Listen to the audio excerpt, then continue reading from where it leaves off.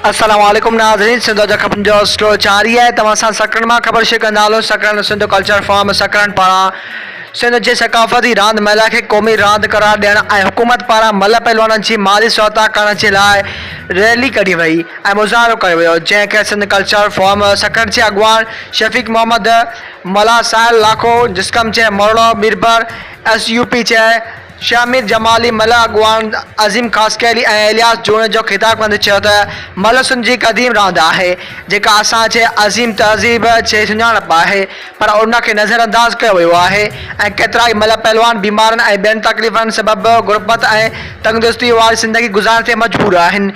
उन्हनि जी का बि वार नथी कई वञे। जेकॾहिं सिंध हुकूमत सरकारी सतह ते मल रांदि खे हथी न वठाए ऐं मल पहलवाननि जी मदद न कई वई त हिन रांदि खे तमामु घणो नुक़सानु पहुची सघे थो। हिन सिंध हुकूमत खां मुतालबो कंदे चयो त मल रांदि खे क़ौमी रांदि जो दर्जो ॾिनो वञे, मुख़्तलिफ़ शहरनि में स्टेडियम ठाराए मल रांदि खे हथी वठाई वञे, मल पहलवान खे माहवार वज़ीफ़ो ॾेई उन्हनि जे सहायता कई वञे। ॿी सूरत में सिंध कल्चर फॉर्म तरफ़ां एजाज़ जो दाइरो वधायो वेंदो।